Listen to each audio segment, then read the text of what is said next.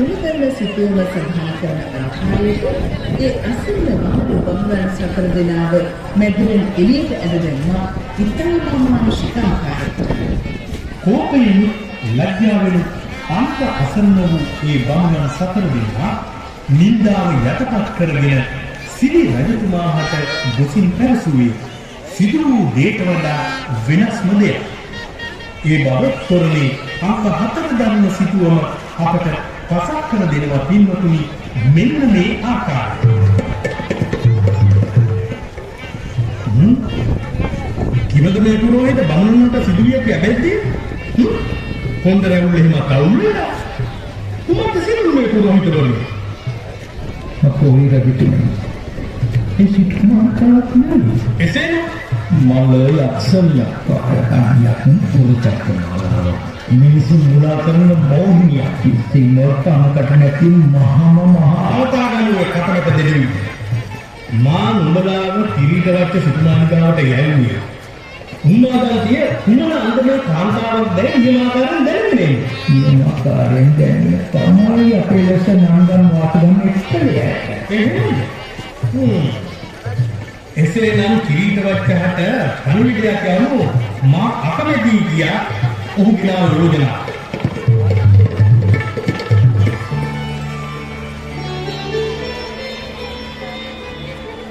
පෙරවැනි පිට හොඳයි කියලා හිත හදාගත් කිරීටවත් සිටුතුමා සිරි රජතුමා අතින් ගිලිහුණු අවස්ථාව රජතුමාගේ ප්‍රාණ සමාන මිතුරාට ලැබෙන සැලසුවා.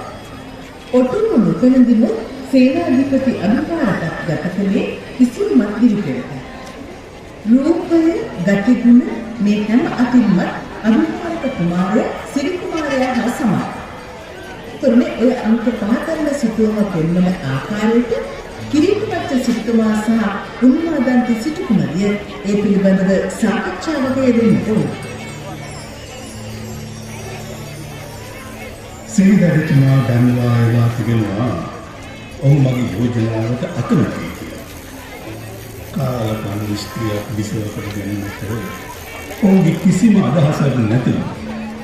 ඒ සිටුතුමනි එසේනම් ඔහුගේ අර මෝඩ බමුණුරද ඔහු මුලාවේ තමයි ඇත හැබැයි. මොරිසෝ පිළිමගේද? නෑ අනේ නෑ කිය සිටුතුමනි. තරකාරණා. කුමක්ද? මේ අදහසක් තිබෙනවා රජුගේ සෙන්පති අභිපාරක කුමාර පිළිබඳව. අභිපාරක කුමාර? කුමක්ද අදහස නැගිදුව උන්වහන්සේ. ඔබගේ කැමැත්තක් පිය සිටුතුමනි. සිරි රජතුමාගේ ලොවනේ තම සේනාධිපතිතුමාගේ අභිපාරක. ඒත් අපි මේ ගැන රජුගෙන් සඳවා සිටිමු. කිමද?